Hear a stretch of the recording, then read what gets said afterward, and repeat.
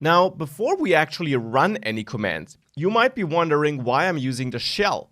Because when you're building a real application where you use MongoDB, you will of course not use the shell for that. You will use one of the MongoDB drivers depending on the programming language you're using.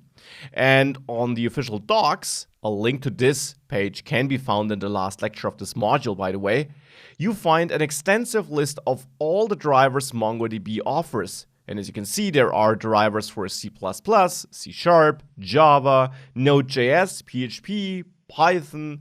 So all the important server-side or desktop-side programming languages. Now, depending on what you're building for, you would of course choose your driver here, follow the installation docs, and then embed it into your application code.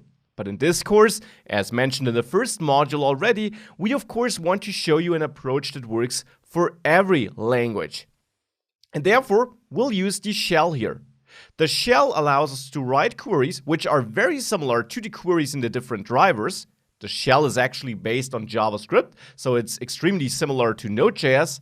But if you check out the docs for the other drivers, or even better, in the official docs here, if you go to Getting Started, and you find a link to this in the last lecture too, you can also see that there you find a document about the CRUD operations. And you don't need to worry too much about that right now. We'll learn all about these operations in this module. But if you check out any article there, you can actually switch between the different languages. And the interesting thing is, the default always is the shell. These are the commands we'll write.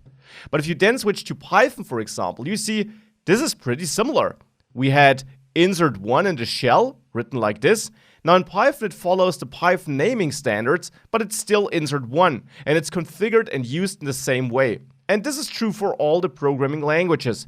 It of course uses the syntax of that language and the best practices you should use for writing code in that language, but the way you use it, the way you pass data in and you can configure it, always is the same. And this is why we use the shell here. Now, with that out of the way, let's start using that shell, which is connected to our local Mongo server. And let's finally add some data and learn more about the data types we can use and how we can interact with data in general.